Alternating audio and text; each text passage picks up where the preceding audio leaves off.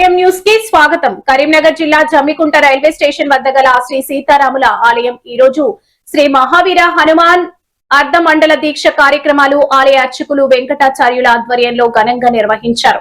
ఈ కార్యక్రమంలో 50 మంది స్వాములు 21 రోజుల దీక్ష మాలాధారణలో పాల్గొనడం జరిగింది.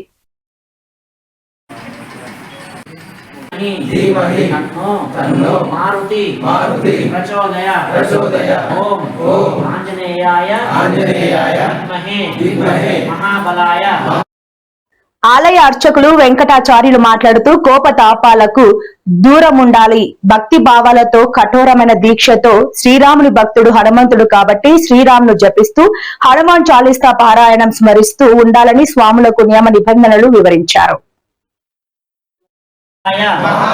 గురువుగారైనటువంటి ఆంజనేయ స్వామి గురించి చాలీసా రూపంలో రచించినటువంటి తులసీదాస్ గారు మనకు చెప్పిండు.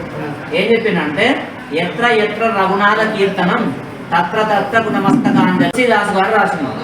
దాని యొక్క అర్థం ఏమిటంటే ఎక్కడెక్కడైతే రాముడు ఉంటాడో, ఎక్కడెక్కడైతే రామనామ స్మరణ ఉంటుందో అక్కడ నేను ఉంటా తప్ప వేరే ప్రదేశంలో నేను ఉంటాను అని చెప్పాను.